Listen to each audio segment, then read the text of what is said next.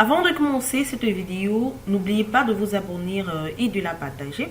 Pour s'abonner, il suffit de cliquer sur la cloche de notification ou le lien d'abonnement juste en dessous. Si vous avez donc des questions à poser, soyez donc libre de les poser dans l'espace commentaire. Bienvenue dans cette nouvelle vidéo. Nous allons voir comment personnaliser un tableau croisé dynamique. Alors là, j'ai le squelette d'un tableau croisé dynamique. J'utilise la même base de données que dans les précédentes vidéos, où j'ai tout simplement les données qui sont contenues de la colonne A à la colonne N et qui contient en elle seule 91 051 lignes. Alors, j'ai tout simplement créé un tableau croisé dynamique à partir de cette base de données. On va donc créer un tableau croisé dynamique qui affiche la somme des ventes des marchés, des régions et des marchés par état. Alors, pour cela, je vais donc cocher la case région pour qu'elle s'affiche au niveau de la zone des étiquettes de ligne. Ensuite, les états, je vais la déplacer vers la zone des étiquettes de colonne. Alors, au niveau de la zone des étiquettes de colonne, je vais déplacer tout simplement le champ état vers la zone des étiquettes de colonne. Je vais cliquer sur OK. Et ensuite, je vais donc afficher les ventes pour chaque marché. Alors, comme vous pouvez le constater, il est donc important d'apporter quelques modifications à presque tous les tableaux croisés dynamiques pour faciliter la compréhension et l'interprétation. Ce tableau croisé dynamique comporte deux champs dans la zone des étiquettes des lignes et un champ dans la zone des étiquettes de colonnes qui est tout simplement les états. Ce tableau croisé dynamique, comme vous pouvez le constater, contient plusieurs éléments gênants qu'on peut rapidement citer. Premièrement, le style de tableau croisé dynamique par défaut, il n'utilise aucun quadrillage, ce qui rend donc difficile le suivi des lignes et des colonnes. Deuxièmement, les nombres dans les zones des valeurs, comme vous pouvez le constater, sont dans un format numérique général. Il n'y a pas d'espace, pas de symbole ou encore pas de symbole monétaire et autres. Donc, troisièmement, il existe plusieurs cellules vides. On va voir également comment remplacer les cellules vides dans le tableau croisé dynamique par des zéros, par exemple. Et quatrièmement, Excel renomme les champs de la zone des valeurs avec un nom par défaut, comme vous pouvez le constater ici. Lorsqu'on sélectionne ce champ, on a la somme des ventes. C'est le nom renommé par défaut par Excel pour la zone des valeurs. Donc voilà.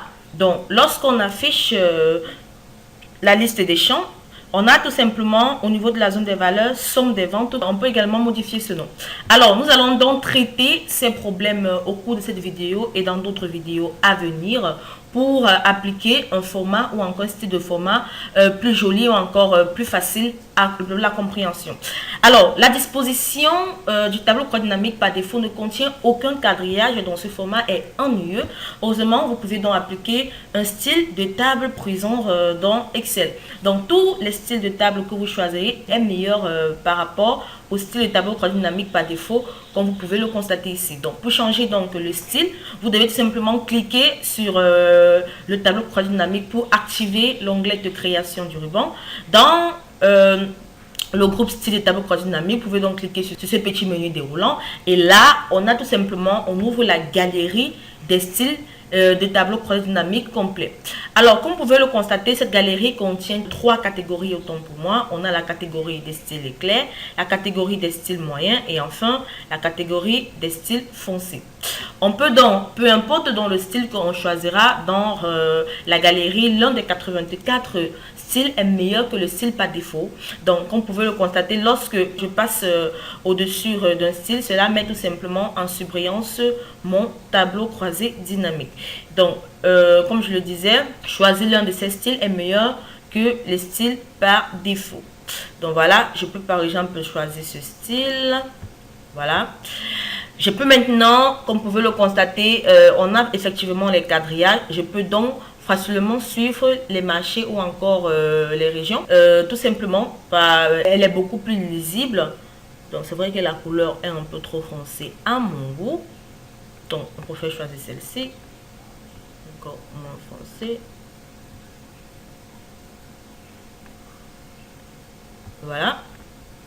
Les quadrillages sont tout simplement représentés comme vous pouvez le constater. Alors maintenant, nous allons donc voir comment modifier le format numérique pour afficher les séparateurs de milliers Donc pour accéder au format numérique, vous devez tout simplement cliquer avec le bouton droit sur l'un des nombres dans la zone des valeurs du tableau croisé dynamique. Donc je me place dans la zone des nombres de valeurs, je ne me place pas dans la zone des nombres de lignes ou encore dans la zone des nombres de colonnes. On l'a vu dans les précédentes vidéos comment reconnaître. On a dit qu'à gauche se trouvait la zone des lignes, les éléments qui se trouvaient dans la zone des lignes. En haut se trouvaient les éléments qui se trouvent dans la zone des colonnes, et au milieu nous avons les éléments qui se trouvent dans la zone des valeurs. Donc vous devez donc cliquer sur un élément qui se trouve dans la zone des valeurs. Ensuite vous faites un clic droit. Alors pour ensuite cliquer sur paramètres des champs de valeur. Alors cela va activer la boîte de dialogue paramètres des champs de valeur, où ici on a le nom personnalisé. Comme vous pouvez le constater, il s'agit de la somme des ventes, que vous pouvez également modifier ce nom. Par exemple, ici on a la somme des ventes, je peux tout simplement, le nom par défaut est plutôt vraiment explicite. Donc voilà, on pouvait également modifier le nom ici. Alors pour modifier dans le format, on peut également résumer les champs, par exemple pour afficher les nombres au lieu de la somme. Par exemple, afficher la moyenne au lieu de la somme. Et à chaque fois que je modifie ici le champ, cela modifie également le nom au niveau du nom personnalisé. Afficher le minimum, le maximum ou les cas types. Voilà. On a 11 éléments, ce n'est pas important ici pour nous. Maintenant, on va donc voir comment afficher un format. Pour cela, vous devez tout simplement aller sur ce petit bouton format de nombre. Cela va également activer la boîte de dialogue format de cellules. Et ici, au niveau des catégories, on va cliquer sur monétaire. Alors, à monétaire, on va laisser le nombre décimal à 2. On va également laisser le symbole à euro. Donc, on peut modifier tout simplement en passant d'un symbole à un autre, un symbole monétaire à un autre. Voilà. On peut passer des euros en dollars et ainsi de suite. Donc voilà, on va laisser le nombre décimal à 2. Donc on peut en monter ou encore le diminuer. Cela dépend de nous. Donc on va laisser le nombre décimal à 2. Le symbole serait tout simplement l'euro. Et en plus, ensuite on clique sur OK pour revenir à la boîte de dialogue paramètres des champs de valeur. Et ensuite on clique également sur OK pour apporter les modifications à notre tableau croisé dynamique. Comme vous pouvez le constater, on a dans les séparateurs des milliers qui sont ici à 2 et on a bel et bien la monnaie qui est en euros. Donc voilà en quelque sorte les paramètres que vous pouvez apporter à votre tableau croisé dynamique. Je modifie également encore le style. Voilà, celui-ci est bêta, est mieux. Voilà pour moi. Voilà. Donc voilà en quelque sorte, on vient de modifier donc le style et on vient de modifier également le format pour le tableau croisé dynamique. J'espère donc que ces paramètres vous auront aidé dans la compréhension de votre tableau croisé dynamique. Donc j'espère donc que vous avez aimé la vidéo. Nous allons nous retrouver très prochainement dans une nouvelle vidéo.